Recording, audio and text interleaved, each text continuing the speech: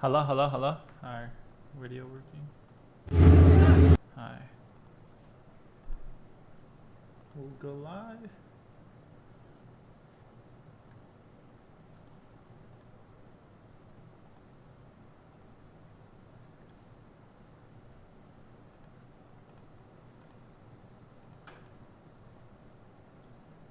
Hi. What's up, everyone? We're live. We'll wait a few minutes for everyone to join in, but we have big news, especially from the front lines. It seems like Putin is making one last push before the summit that's about to happen in Alaska this Friday, and he's trying to gain as much ground as possible. You guys see right here? Those are Russian soldiers advancing, and I'll explain why I'm putting air quotes in just a second, but they're making big ground, way more than they have made all year. 10, I think it's around 16, 17 kilometers they have gained. That's roughly 10, 11 miles, which is a lot, especially for a single day. So we'll get into that. Before we get started, I see people in the chat. I quickly had one question for you guys in the chat. Do you guys like the screen how it is right now, or do you guys would rather me hide this? Which one do you prefer better? Hey, what's up, Dunk Time? Which one do you guys prefer, like, is better? I'll wait for the chat to catch up real quick. I don't know how much the delay is. Yeah. Let me see if I can figure something out. But be sure to hit the like button down below if you're just... I'll hide right here. You guys see on the screen? Hiding the white banner at the bottom. You hear echo? Oh, wow. My bad. I'll fix that later. The echo. You like without the banner? Okay. Okay. Perfect. So we'll get started for everyone who's joining in. Okay, perfect. So we'll get started in just a second. Everyone who's joining in, the biggest news we have is, of course, the Alaska meeting that's about to take place in... Today is Tuesday, so in 3 days. Yep. But before that, it seems like Putin is making one last push to gain as much ground as possible. And of course, he's doing this in Donetsk. I'm sure in the meeting with Trump, he's going to explain very patiently how he did with Tucker Carlson, how Donetsk has always been part of Russia. If you go back 1,300 years, it was part of Russia, and that's exactly why he wants it. Maybe it was... All right, perfect. We're not echoing. Okay, we're good. My bad. It's hard to keep up with the chat too, but I'll run you guys quickly through the news. So we'll talk about this, and we have a lot more news about Russia now getting mad at Azerbaijan. So if you guys don't remember, just a few days ago, the Azerbaijani president and the Armenian president were in the White House. They signed a peace deal. And for some reason, Russia is very, very mad about this peace deal, especially since US is now involved. US businesses now have exclusive rights to build out this economic corridor that goes from Azerbaijan, Armenia to the Caspian Sea. And Russia is saying this is not good. Maybe the next invasion Russia is going to carry out is going to be in Azerbaijan. And Russian MPs are making this threat. Russian propagandists are setting it up. So we'll cover all that. But I want to start with a shocking clip I just saw. And this was in the South China Sea, or as now we call it, the West Philippine Sea, where we have the Chinese Coast Guard just crashing into boats, crashing into each other. And it's just shocking to see China is doing all this, all the while pretending to be the nation for peace. On top of that, if you guys have been following the Russian invasion, China has been saying, hey, they want peace in Russia. They want peace in Ukraine. While China is providing Russia with drones, with components to make its missiles. And on top of that, China is buying up oil that Russia is selling. And now that the Indian companies are slowing down buying the oil that they were buying from Russia, China is scooping it up at an even bigger discount. For China, this war has been immensely profitable and immensely beneficial, and they have no intention of making sure it stops. Okay, someone's just trolling me. Someone's saying I'm muted. I kind of freaked out. All right, because I talked a lot. But let's watch this thing. Hey, I'm gonna put you on timeout because that mute thing actually got me. That was a good one. All right, let's watch this clip.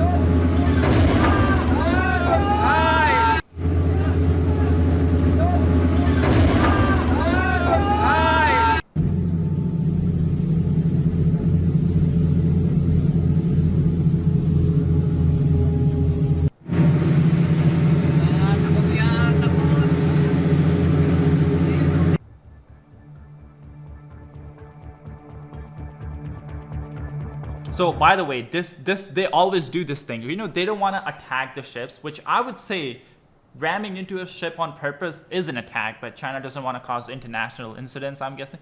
So what they do is they just water cannon all these small ships that are Filipino ships in the West Philippine Sea. They're, according to UN, they are in Filipino waters. But for China, they claim the whole South China Sea, the whole West Philippine Sea is part of Chinese territory because for some reason, a few hundred years ago, some Chinese explorer drew 7 lines on a map, and that's the claim, that's the evidence China has saying that, hey, this is all ours because we have 7 lines on the map, nothing else. According to international law, 150 nautical miles from your coast is your economic zone. After that, it's international waters. China is not following UN law, even though they have signed, they have agreed to do it, and they keep bullying smaller nations in the South China Sea. Exactly, like Andrew said, this was an act of war. It should be seen as an act of war, but the sucky part of all this is this happens almost every other day over there. It's nothing new. This was a bit shocking because they actually rammed in, I think 2 ships rammed into a Filipino boat, but the water cannon stuff happens almost every other day.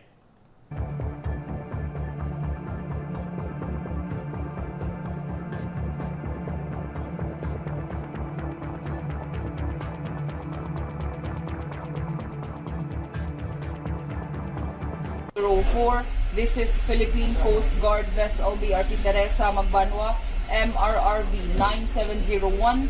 We have medical personnel on board. Should you need any assistance, we are willing to provide assistance. Over.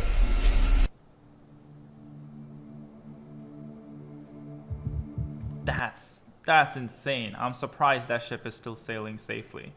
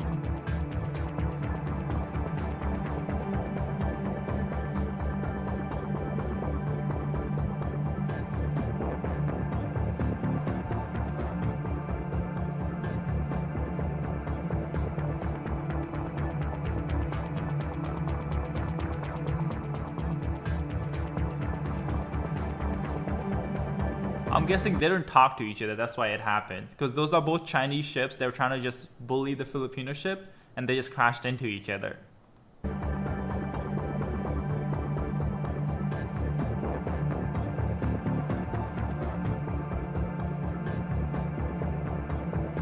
Jason, this is a clip from the South China Sea.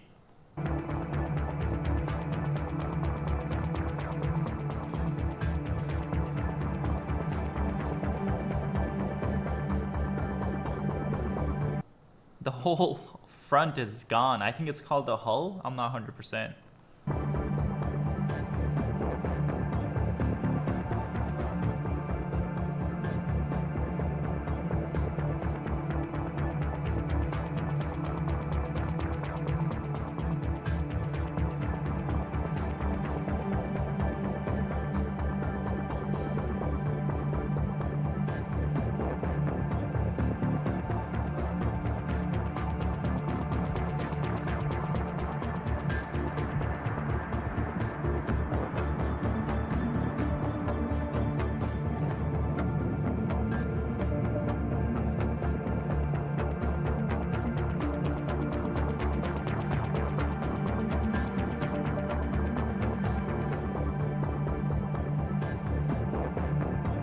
Alright, that's it. Now let's get into the Russian news. For everyone who's just joining in, we have a lot of Russian news to cover. A lot of stuff happened over the last few days. It seems like Russia is making one last push. But before we get into that, we have some clips, which I'm sure you guys have seen. I just wanted to share people who haven't seen these Trump clips that happened yesterday at the press conference at the White House. Trump made a lot of comments about Russia, Ukraine, the war, Putin, and I wanted to show some clips and fix some mistakes he had, because he said a lot of stuff that's just not true. Let's start with this one. And it's embarrassing for me to be up here. You know, I'm going to see Putin. I'm going to Russia on Friday. I don't like being up here talking about how unsafe and how dirty and disgusting this once beautiful capital was. And it's embarrassing. This is just not true. The meeting is happening in Alaska, which used to be part of Russia like 200 years ago, maybe 300 years ago, I think. But it's not anymore.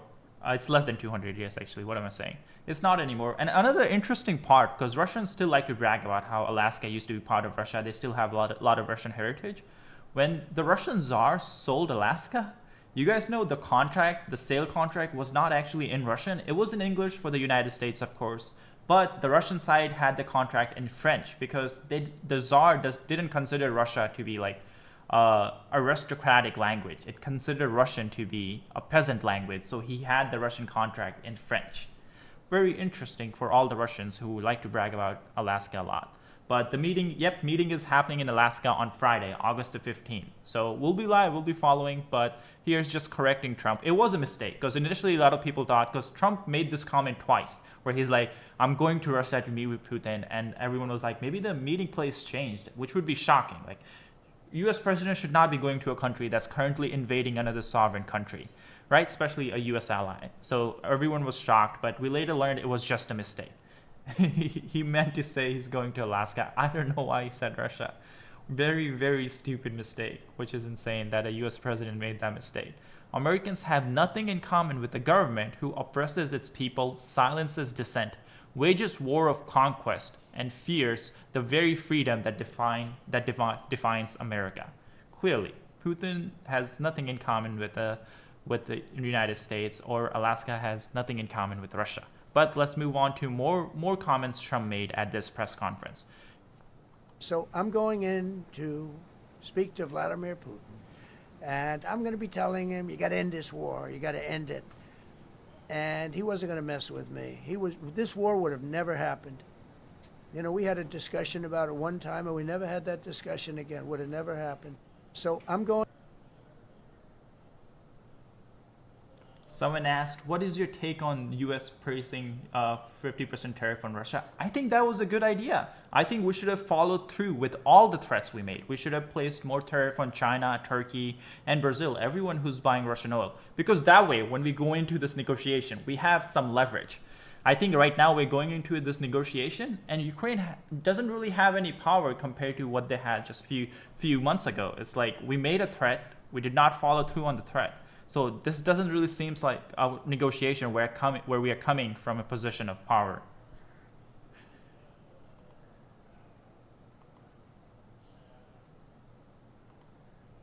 Put this in timeout.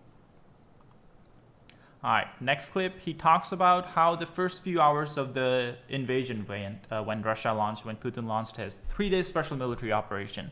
And Trump really puts the fault on Russian just choosing the wrong tactic, not giving any credit to Ukrainian and Zelensky, who decided to stay, all the while the Western leaders were asking him to leave the country, because even the Western military experts did not think Zelensky could survive the Russian military, the Russian might. Well, guess what? Everyone was wrong, including us. No one actually believed that Russia would be this bad. Because the tanks got stuck in the mud, some commander made a better mistake. You know, they would have been in Kiev in 4 hours, going down the highway. But a Russian general made a brilliant decision to go through the farmland instead. This is just not true, because here's the clip of the invasion that happened in 2022. They're using the highway. They were trying to get to Kyiv. The Ukrainian soldiers stopped them. It wasn't Russian incompetence. Well, it was Russian incompetence too, but that's been built into the Soviet military style setup that Russia has. But Ukrainians did a great job just making sure Russia does not get what it wants. Нитро, я удар, слушаю тебя. Удар я Нитро. 6-й полк почти потерял. Что? 6-й полк пока не могу доложить, пока собираю. Очень много потерь. Ждали. Голова колонны. попала в засаду. Yeah, I have no clue what he's saying, by the way. Hopefully, it's not something that could like arrest the channel on YouTube. But another question President Trump made was about the Hungarian president Viktor Orban, who's been very, very pro-Russian all this time. He's like, hey, Ukraine should just give up. Why is Ukraine dragging Europe in war? When in reality, I'm sure you guys remember, it wasn't Ukraine who launched this war. Ukraine is fighting for its survival. It was Putin who started this invasion. It wasn't Ukrainians' choice to be involved in this war or not. It was Putin's choice. And a lot of people are forgetting that part, including President Trump, who's apparently been listening to Viktor Orban. I asked a question to a very, very smart man that some people like and some people don't like. Viktor Orban, right? From Hungary, the head of Hungary. And he's in that same area and knows the two countries very well. I said, this was before Biden didn't do anything to get us out of it. He could have gotten us out of that. It would have never happened. I said, so can Russia be beaten by Ukraine? He looked at me like, what a stupid question. He said, Russia's a massive country, and they win their country and they win their life through wars. They fight wars. That's what they do. He said, China beats you with trade. Russia beats you with war. It was very interesting. Again, I don't agree at all, because no one's invading Russia. It was Russia who started this invasion, and they could just stop it. They can go back. It's a lot different, because Russia likes to brag about how they have stopped Napoleon, they have stopped Hitler. Both of those instances, it was Russia getting invaded, and they were defending. A lot easier to defend. Of course, Russia did pay a huge price. I'm not going to discount the role Russia played in stopping Hitler. 20 million Russians died. But on top of that, a lot of the weapons that Russians were fighting with did come from the United States. Without the US weapons, Russia would not win World War II. They very, very conveniently forget that fact. And on top of that, we recently, just yesterday, I had a podcast with Konstantin from Trigonometry, and he has this, he shares a lot more about Russia. He understands Russia a lot more than most people on YouTube, including me. And he talks about how in Russia, you cannot talk about how the World War II went from 1939 to 1941 because they don't want to talk about how Stalin actually partnered with Hitler. They don't want to talk about how what Hitler was doing to the Jews. Stalin basically did that in Soviet Union to Russians. Stalin killed a lot more people than most dictators, and apparently it's all illegal to talk about now. They don't want to talk about any of that. For Russia, World War II begins in 1941 when Hitler launches the invasion of Russia. Before that, it wasn't World War II for Russia. Next meeting, President Trump talks about that he'll try to get a meeting between Putin and Zelensky yesterday. He said that. But let's see what happens, because everyone's been trying to get Putin to talk to Zelensky directly. But Putin's too afraid to look Zelensky in the eye, all the while he's killing innocent Ukrainians. Speaking to Zelensky, the next meeting will be with Zelensky and Putin, or Zelensky and Putin and me. I'll be there if they need. But I want to have a meeting set up between the two leaders. Let's see what happens. Let's see what happens. Because we have made a lot of public comments, and then Russia says, hey, we're not going to agree to that, and we just fold. Because initially it was announced that, hey, the meeting is going to be between Trump, Zelensky, and Putin. And Russia said, we never actually agreed to that, and the US just folded, be like, okay, it will just be Trump and Putin. And I understand diplomacy is hard. My biggest issue with the whole thing has been that we make a threat, we give an ultimatum, we never follow through.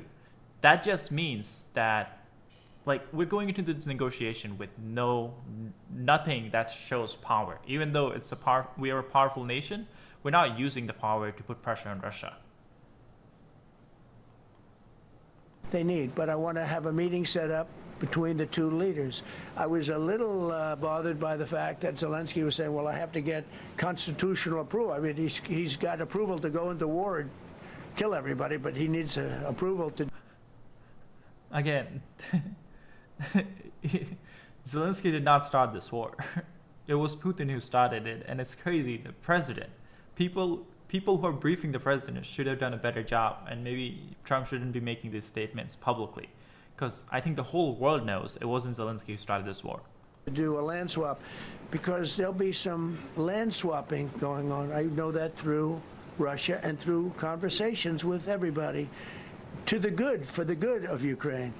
Good stuff, not bad stuff. Also, some bad stuff for both. So there's good and there's bad. But it's very complex because you have lines that are very uneven. And there'll be some swapping, there'll be some changes in land. And the word that they will use is, they make changes.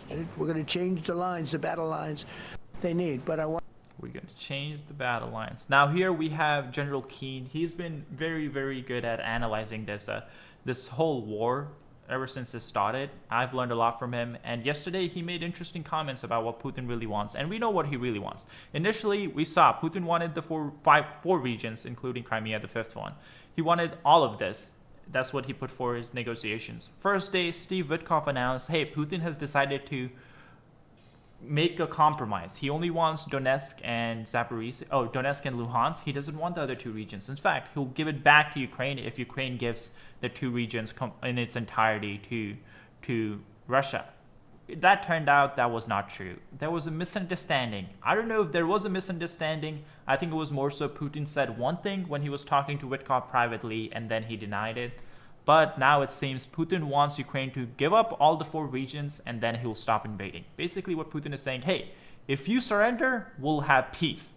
And apparently US has no problems with this as of now. Let's see how the meeting goes. I know I don't want to criticize too much before we actually see the results of the summit, and I realize that. But you guys heard some of the comments President Trump was making. Just doesn't seem he's been properly informed about how this war started, why Russia is so pushed back. Because in 2022, Russia was controlling a lot more than what they are controlling now. It was not what Putin says, where he voluntarily gave up all those territory because he wanted a peace deal. Because if that was the case, we would have a peace deal right now. Ukraine has agreed to unconditional ceasefire for 5 months now. It's Russia who keeps putting conditions on it.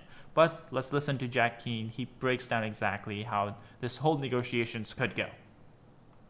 Understanding of it now. He's willing to go to a ceasefire, but Ukraine would have to give up the remaining parts of the Donetsk Oblast that you had circled, and the remaining part of Luhansk, which is just only 2%. But when you take a look at the Donetsk Oblast, inside there, in the part that Putin wants, is the so-called fortified belt. 5 Ukrainian cities, all fortified along a 50-mile route on Highway 20 that he has been unable to take, going all the way back to 2014 and for the last 2 years. Why does he want that? Because if he's able to take that territory, to the north of that is open, non-defensible terrain that leads right to Kharkiv, the second largest city in Ukraine. So if Putin could get this conciliatory, not having to fight for it, go to a ceasefire, you know he's going to violate a ceasefire. He has always violated them in the past. Since 2014 till 2022, Putin violated 20 different ceasefires that he agreed to. So Russia does not understand negotiations. Russia doesn't follow through on the promises they make. Only thing Russia understands is strength. And we have to keep that in mind before we go into this peace summit. And he would be in a much better position to really grab off some territory inside of Ukraine. So that's at the issue. And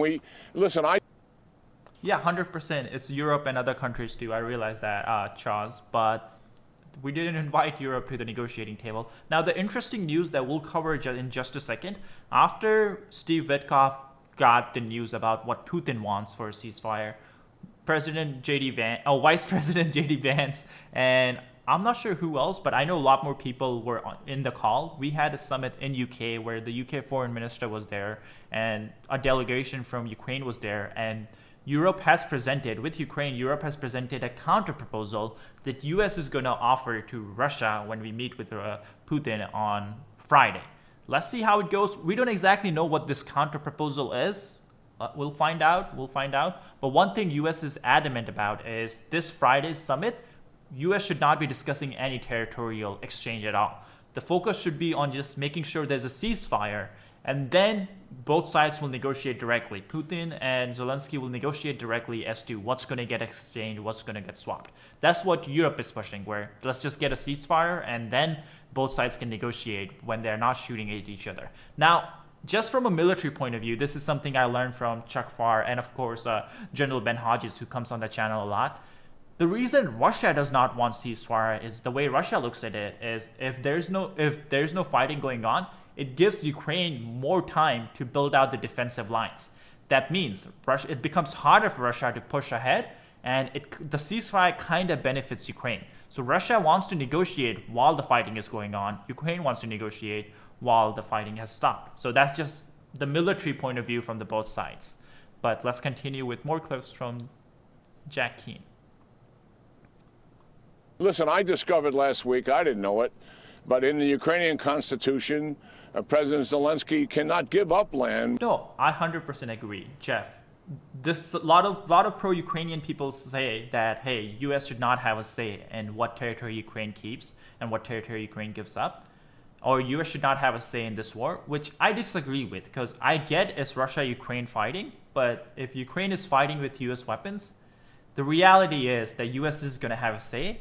It may not be something I like. I'm very pro-Ukrainian and some of the stuff I do not like, but that's the reality of the world is that if you're fighting with someone else's weapon, that person is going to have a say. It's like people can argue all they want, but that's the reality. So Zelensky has to listen to what President Trump says, but hopefully President Trump doesn't just sell out Ukraine. But let's get back to this clip. Listen, I discovered last week, I didn't know it, but in the Ukrainian constitution, President Zelensky cannot give up land without the Rada, his legislature, approving it, Bill, and then he has to get a national referendum from the people to go ahead. Our Constitution also restricts the president from doing that without congressional approval. So it's not surprising it's in there. Many of us just didn't know okay, that's it a was good in there. detail. Yeah, that's very interesting. Thank you. And it's insane. President Trump is mad about that. He's like, why do you need the Constitution? He said that publicly, which is a little funny, a little sad, a little funny. But now this is the meeting I was talking about with so JD Vance was in UK. He met with the foreign minister. There was a delegation from Ukraine there too. And they discussed a counter proposal that US is going to present to Russia on Friday. I don't know why. I'm really excited for Friday. So let's see what happens. One thing that's going to be interesting is Russia has already sent a lot of people who are going to fly the Russian flag in support of Putin when he comes. So let's see how many flags we have for Ukraine versus Russia. It's going to be an interesting day. I'm thinking about we'll do a 12 or maybe a long stream and we'll have a fundraiser for Ukraine. Yeah, sure. Well, just one other thing first. I mean, a key meeting took place in the UK on Saturday. The vice president was there, the foreign minister from the UK, other European nations represented, the Ukraine's, much of our national security team, not all present, but on the phone at least, Rubio, Kellogg, Witkoff, etc. And they came up with a counter proposal proposed by the Europeans and the Ukrainians to Putin's offer. And that is that the discussions in Alaska should initially be just about a ceasefire and not any territory whatsoever. And if we can get a ceasefire, then move to discussions towards end of war. How do we do that? What's the framework for that? What are the security guarantees for Ukraine? The United States delegation was favorable to that. President Trump has been briefed on it by our U.S. delegation, by the president of Finland. The Europeans are going to talk to the president on Wednesday about this as well. Our strategy is a work in progress. As to the summit itself, where is Putin coming from here? One, I think he gets a lot out of this in terms of legitimacy in meeting with the president, regardless of where that meeting takes place. He gets a lot out of that because he's an international pariah. He's been committing war crimes, and he's been internationally isolated as a result of it. Let's see. We don't know the details, but with the European proposal, one thing we do know is Europe wants a ceasefire. Of course, the US wants a ceasefire too, but Russia does not want a ceasefire. They want to negotiate while the fighting is going on. And one of the reasons is, of course, Russia did make a huge gain just yesterday. We'll talk about that in just a second. Where is the clip we're in? Last clip. Let's see what happens. We've seen it for 6 months. Under the guise and cover of negotiations, delay. Well, Ryan just said, I'm not okay with sending my tax money to Ukraine and Israel. Well, guess what? US is not sending any more free weapons to Ukraine. It's now Europe that's buying up weapons, and we're sending that. Only thing US has done since President Trump has come in office, which was a great Great announcement to make. US said we'll put secondary sanctions on anyone who's supporting the Russian war machine. We said that, but we never actually did that except India. We did place tariff on India for buying Russian oil, which was a great move, definitely. But we should have gone forward with Chinese tariff. We should have gone forward with Turkish tariff and everything. And on top of that, like Papados said, we have a minerals deal with Ukraine. We're in business. So if we protect Ukraine, it is beneficial for United States. But let's move on. Just when did this happen? On 8th. What day was 8th? So on this Friday, we had the Azerbaijani president and Armenian president who have been at war over this region called Nagorno-Karabakh, which is part of Armenia, but it's inside Azerbaijan. So it's a very complicated situation. The region also has, I think, majority Armenian population. And they've had, multiple different wars over it. Well, guess what? They just signed a peace deal that was brokered by President Trump. It was brokered by the United States. And as part of that peace deal, there's going to be an economic corridor that would be built alongside there, all the way through to the Caspian Sea, if I'm remembering correctly. I don't know the complete details, but U.S. businesses have exclusive rights to help build it. Of course, we would get paid for that. And on top of that, hopefully the economies of both countries benefit heavily on top of it. But one country that's not happy about this is Russia, because this is in the Caucasus region. Let me show you guys where Azerbaijan is.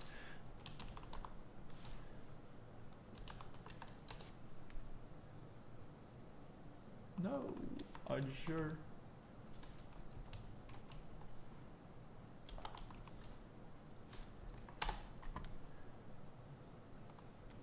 Nah.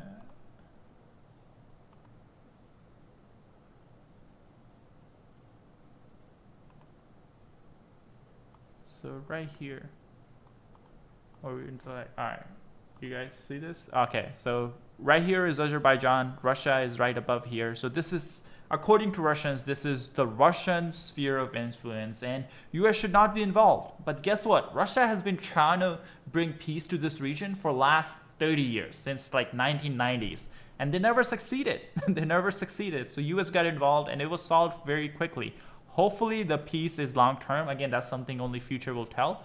But definitely a good thing for the world, good thing for the citizens of the countries involved. Both these countries, the citizens have suffered a lot and economies have suffered a lot. So definitely a good thing. But for some reason, Russia does not care about all that. Only thing it cares about is Russian influence is growing or decreasing. Well, according to Dugin, who's this guy, who's apparently a very big philosopher in Russia, he argues for a world where Russia dominates basically all of Eastern Europe, Russia dominates South Caucasus, and then China dominates the other part of the world. India has one part of the world, and US dominates like the North America and Western Europe. That's the world he argues should exist, where the big powers just dominate smaller nations. And guess what? He's a very close advisor to Putin, and Putin believes a lot of things he writes about. Well, according to him, the peace agreement between Azerbaijan and Armenia is a defeat for Russia in South Caucasus.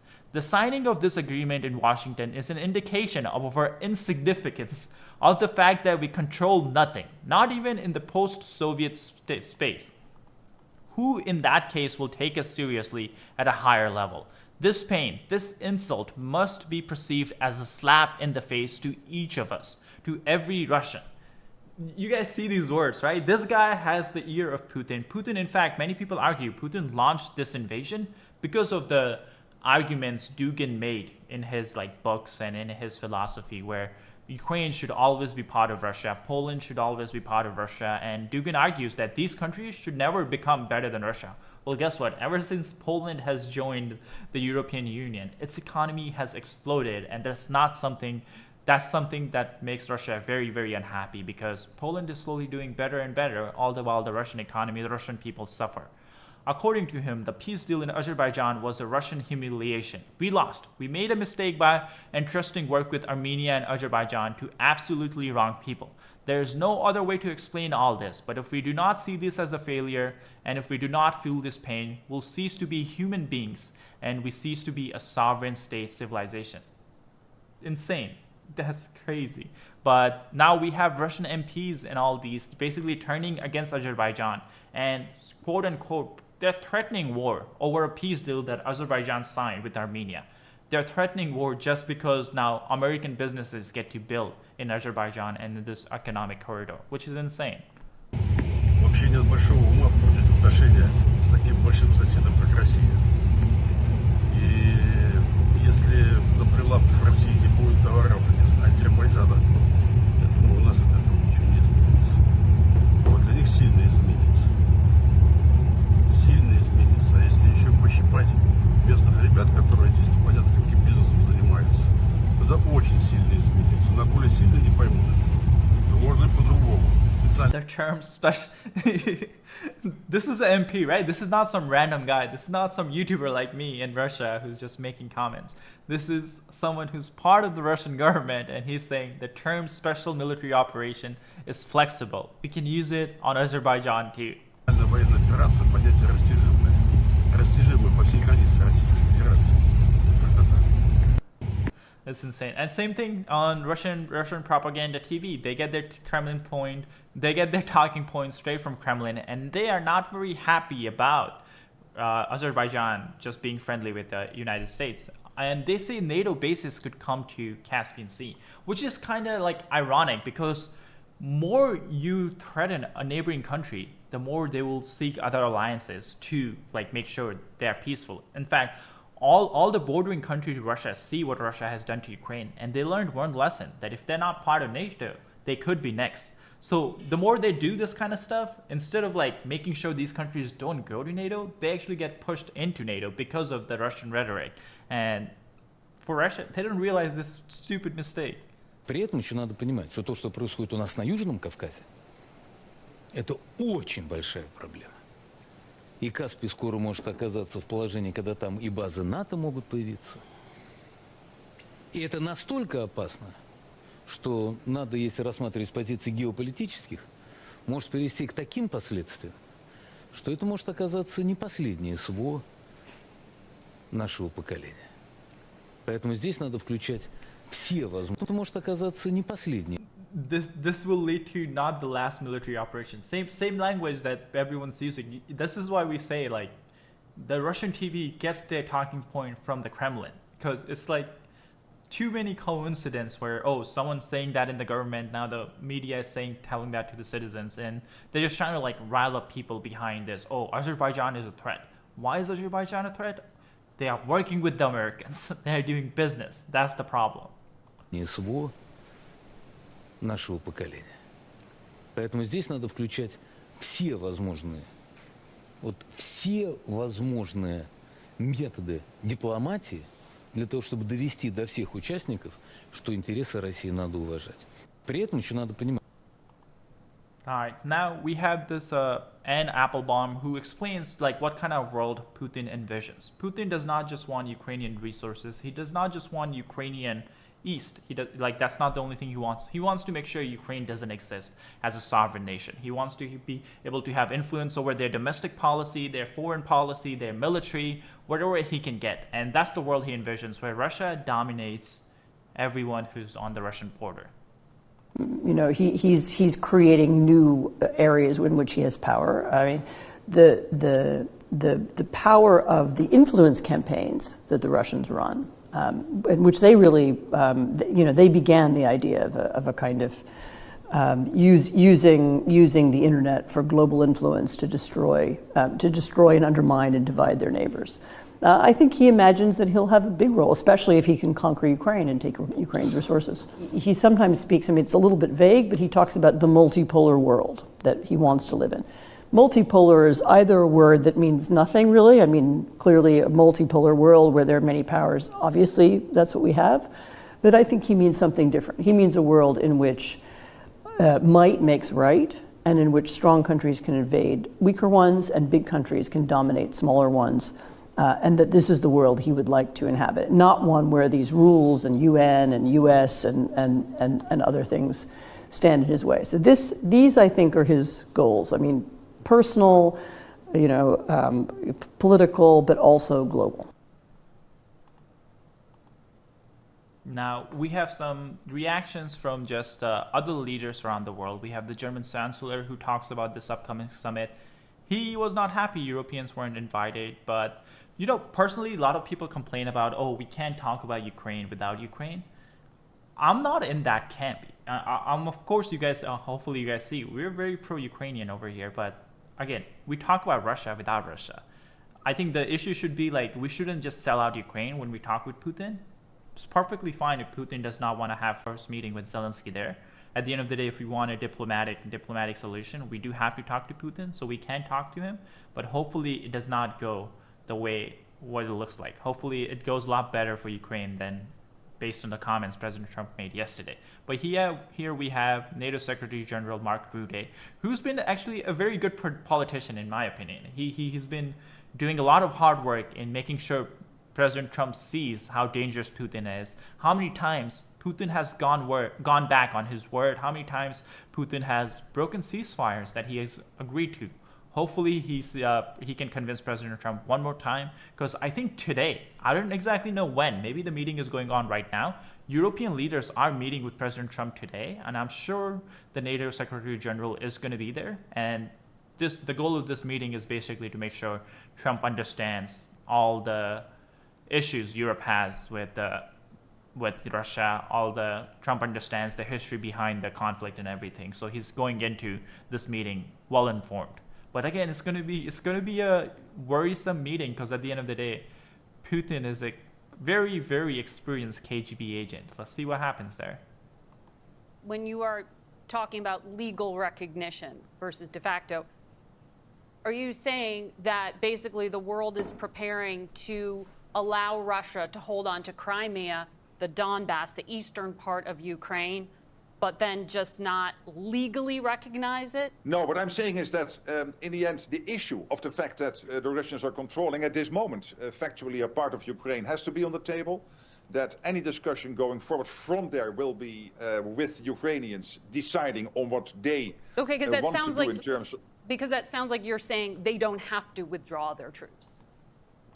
Which again, they don't have to, right? I don't know. I know no one's going to say that, but like no one's trying to push Russia back to like the borders. Of course, Ukraine's never going to officially recognize it, but even President Zelensky has said publicly that he wants a ceasefire along the front lines Ukraine has right now without actually giving into all the Russian demands. What are Russian demands? Russia wants to control, where is the map? Russia wants to control all these regions. This is the Russian demands, where they're asking Ukraine to empty out Kherson, Zaporizhia, and Donetsk.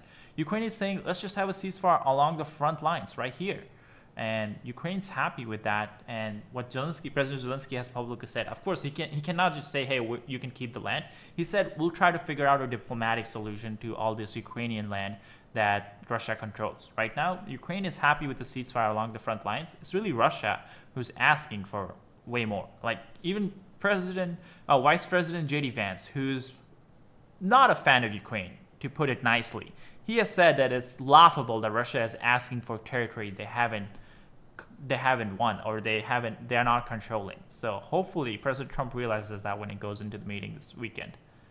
Here we have the German Chancellor, where he basically says, hey, if President Trump gives up Ukrainian territory in this meeting with Putin, no one's going to accept that. Ukraine is not there. President Trump has no power to give up territory. He has a say in it. He can put pressure on Ukraine, but he cannot just give up territory. Hat es in den letzten Tagen intensivste Beratungen auf allen politischen und administrativen Ebenen gegeben. Ich werde noch heute ein weiteres Telefonat mit Präsident Trump führen. Wir bereiten uns intensiv auf europäischer Ebene zusammen mit der amerikanischen Regierung auf dieses Treffen vor. Und wir hoffen und gehen davon aus, dass die Regierung der Ukraine, das Präsident... Also, Tammy Dog Videos, that's a cool name.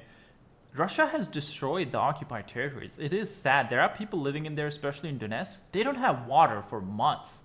And Russia then just makes these propaganda videos on how the Ukrainian lives are so much better and under Russian control, when in reality, they're truly struggling. Donetsk used to be like one of the bigger cities Ukraine had, one of the most successful cities as part of Ukraine, and now they don't have drinking water.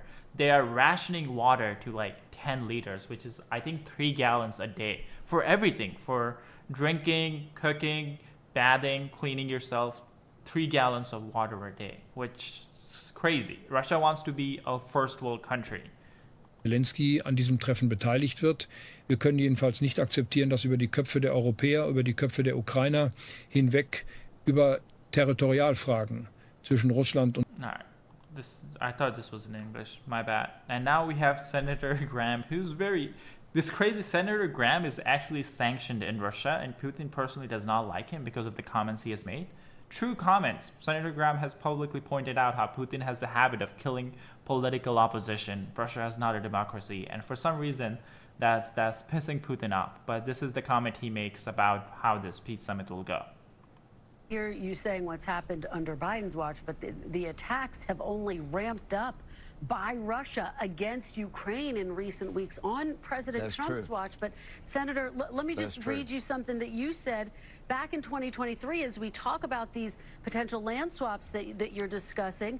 This was during your visit to Ukraine. You said, quote, "You don't end wars by giving territory to the aggressor. If Putin is not stopped here, he will keep going. And that increases the chances that there will be a war between Russia and NATO." Senator, if Russia is allowed to annex some of those regions, won't that effectively be a green light for Russia to go into and invade other countries? What will stop a third war is to do things differently than we did in 2022, is to keep arming Ukraine so that Russia will be deterred by the most lethal army on the continent of Europe right now, which is Ukraine. Security guarantees that if you come into Ukraine again, you'll be fighting more than just Ukraine. Having some European forces on the ground as tripwires, building up economic integration. The one thing that changed everything, in my view, is the minerals deal between us and Ukraine changed the relationship between the United States and Ukraine, and President Trump will defend those interests. Let's see. Historically, I don't think it has ever worked out giving up territory. President Trump is saying this is not giving up territory, there's going to be a swap. We don't know the details. Maybe on Friday we'll learn the details. Let's see what happens. Now, there's more clips. I think I'll skip that because we are using up a lot of you guys' time. Another thing I do want to show off, this guy, apparently Kirill Dmitriev, he's supposed to be the heir to Putin. If something happens to Putin, this is likely the guy who'll take over. And he's been very, very positive about how Alaska was part of Russia, and it's good the meeting is there. President Trump announces a summit with Putin in Alaska. Born as Russian-American Orthodox, Alaska still has a lot of Russian ties and stuff, and he was just pointing it out. Then we have Senator Kevin Kramer from North Dakota, if I'm remembering correctly. Stop killing innocent Ukrainians and give back the children and territory you stole. I would rather crush Russian economy than participate in it.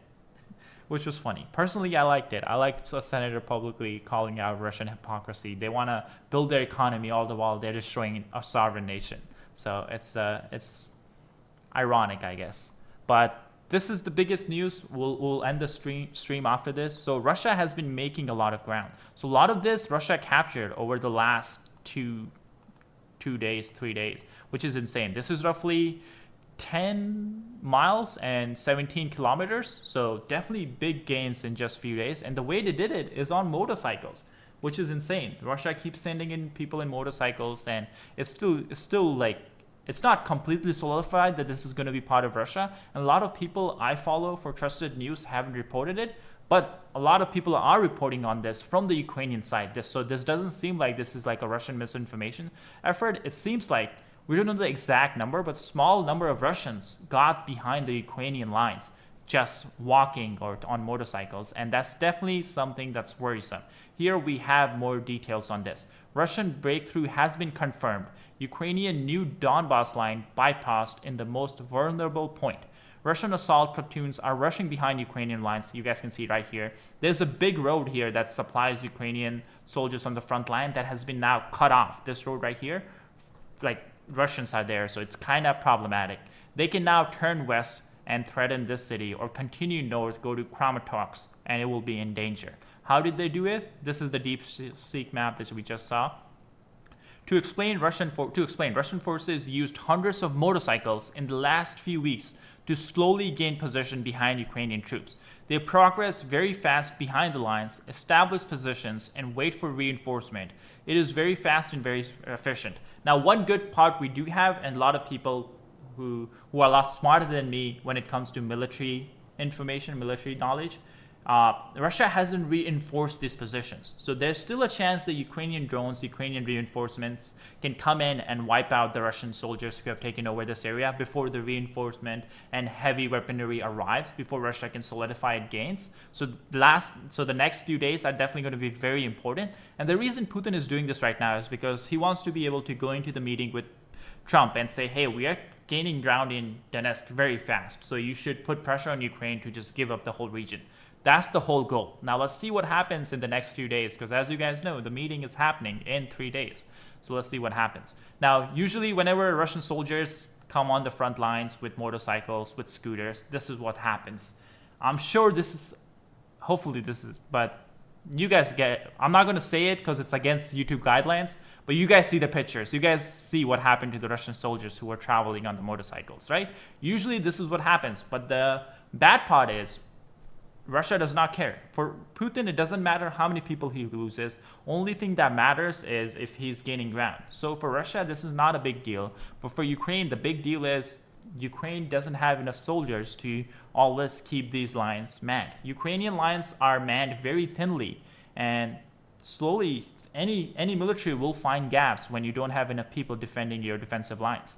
On paper, Ukrainian brigades are supposed to be there, but they are paper brigades. Hundreds of soldiers are deserting, many died, are wounded, and recruitment is not working. So the lines have big holes. Only drone teams are saving it by killing more and more Russians.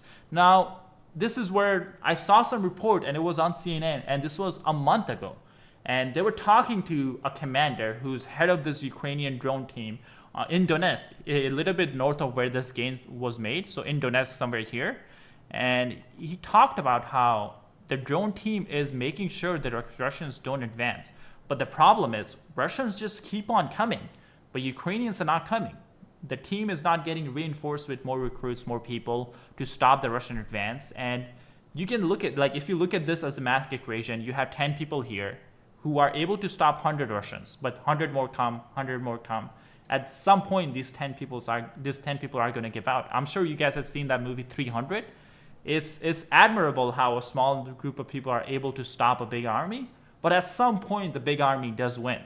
So that's what's happening. And of course, I know hindsight is a perfect science, but this report was roughly a month old. It was uploaded on YouTube 2 weeks ago, and here we can hear from a Ukrainian commander right here. So I want to show you guys this report, which was before this breakthrough happened, but this report basically shows why the big breakthrough happened.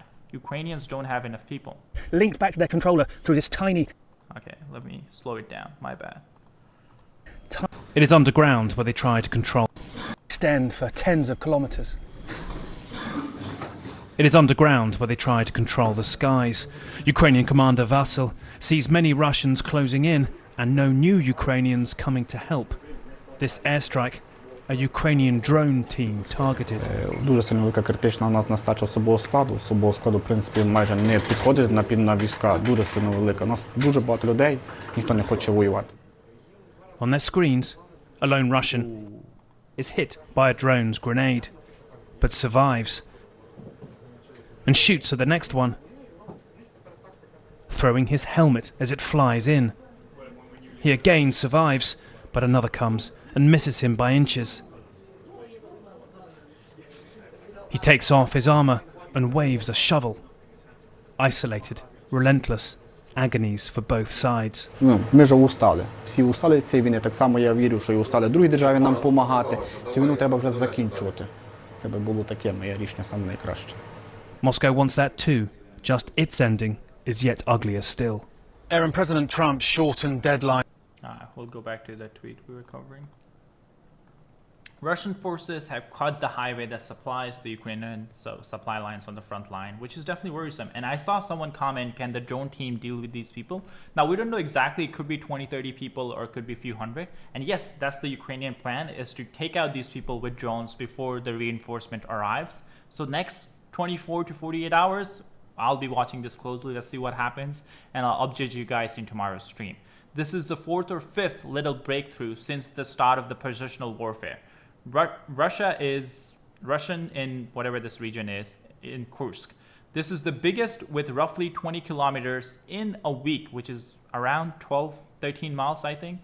We are increasingly moving out of positional warfare since Ukraine lacks reserves. Next Friday's meeting between Trump and Putin will be the occasion for Putin to ask for big conditions or continue the war. Personally speaking, if Ukraine is not able to remove these people, that definitely gives Putin a lot of confidence to basically ask for like big concessions from Ukraine and tell Trump basically, hey, you have to put pressure on Ukraine to give up. Otherwise, we'll just take it over on the battlefield. That's what Putin is going to argue.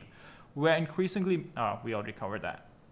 Why is there no more tanks used by Russia? Because they are waiting for a big push. When there will be no anti-tank ditches and fewer effective drone teams, they'll come back. Now, many people were arguing, and of course we have made videos on that. A lot of people have made videos on that. Is Russia is not using assault vehicles because they don't have any.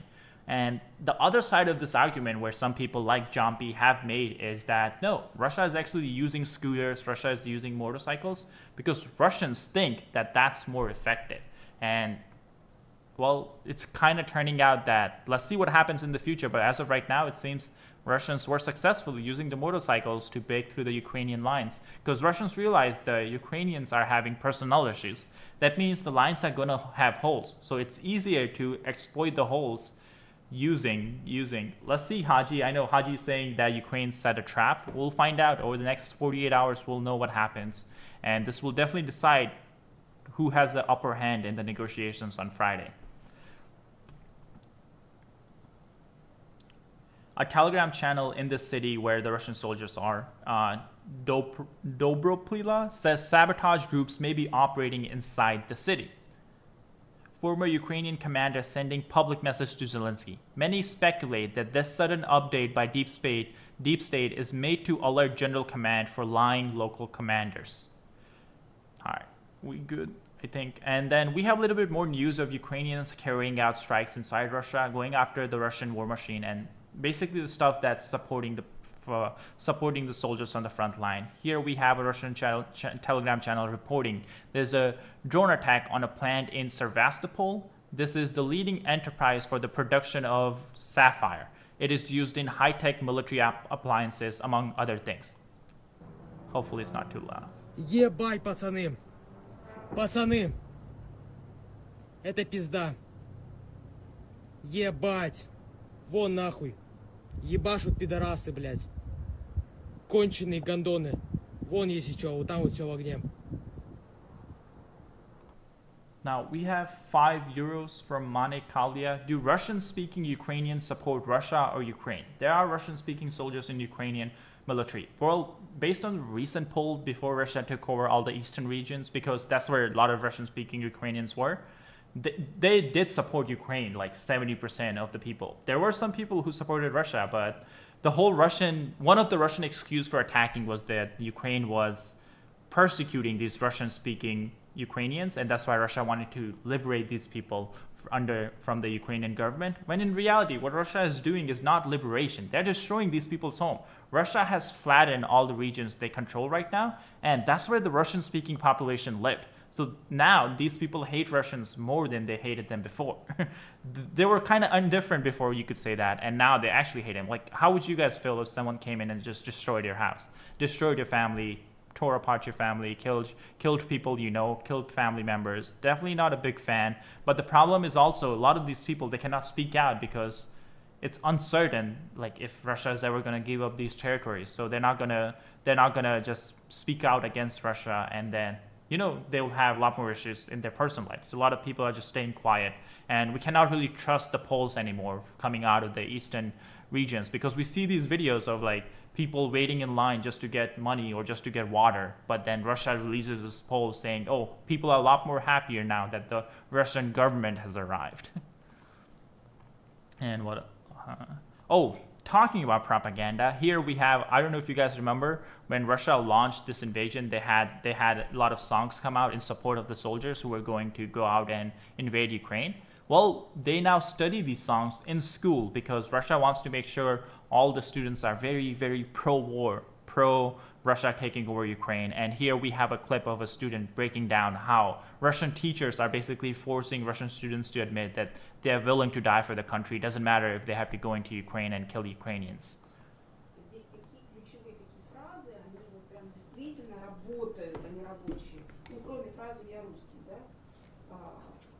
нам понятно.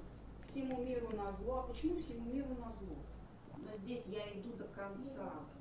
Вот я иду до конца. Вот это что фраза может означать? Как мы можем ее с вами интерпретировать?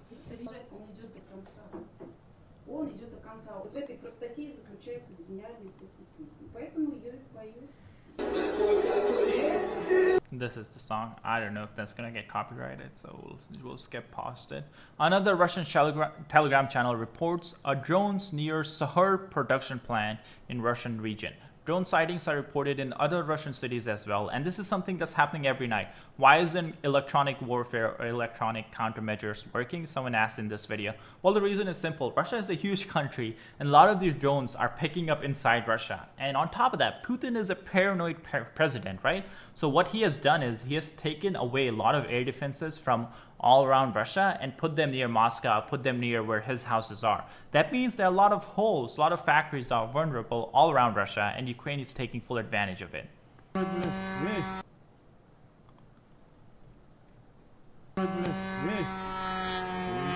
А что, глушилки не работают?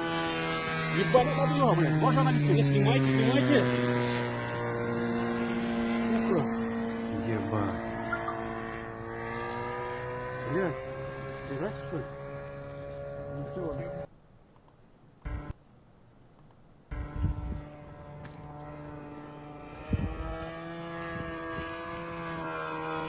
I mean, Nomad, that's pretty laughable what you said. Ukraine has no defensible borders without foreign support. Culture does not make a nation.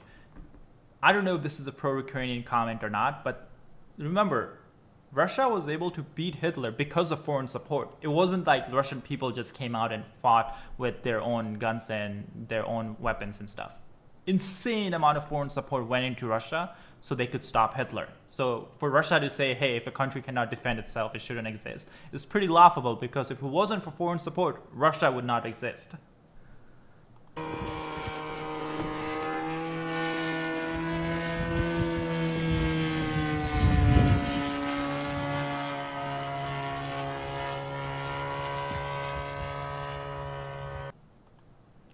And what is the last clip we have right here? Another drone in a Russian plant that's roughly 800 kilometers. That's some tough math. I think that's like 500 miles, which produces Russian aircrafts that was destroyed using Ukrainian drones. Wait,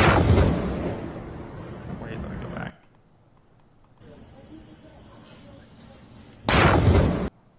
Wow, that's a big one. But yeah, that's all the news I have for today. We do have a big podcast. I don't know if you guys know Trigonometry Podcast. I recently had a chance to talk with Konstantin, one of the co-hosts of that podcast. We'll be releasing that sometime today. So definitely go check it out. And I'll keep you guys updated in tomorrow's stream. On Friday, I'm planning on doing a longer stream just to keep up with how the summit goes. So hopefully you guys come for that, and I'll see you guys tomorrow.